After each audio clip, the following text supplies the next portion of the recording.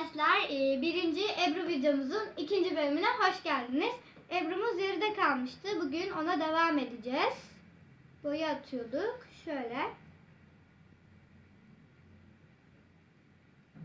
Tamam. Çok fazla çarpmayalım. Bir de beyaz sarı atalım açması açısından. Ben yapabilir miyim? Tut şunu üzerine. Ben yapabilir miyim? Sonra. Siyahı sarıya koyunca değişik bir renk oldu. Yeşil oldu. Evet, yeşil oldu. Yeşil Bir boya de yoktu. beyaz. Tamam, bir de beyazla anlatalım. Hepsini de anlattık. Ben yapabilir miyim?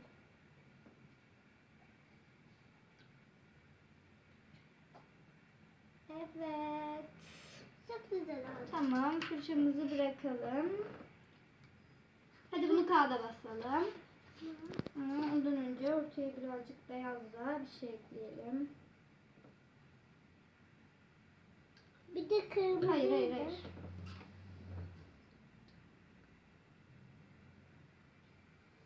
Şöyle kağıda basalım. Hadi. Kağıdımızı bırakıyoruz suyun üstüne.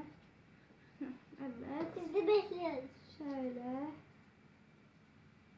Kendisi kalkıyor zaten. Evet arkadaşlar. Öbür kağıdımızı çektik. Şöyle göstereyim sizlere. Şöyle arkadaşlar. Böyle bir şey ortaya çıktı.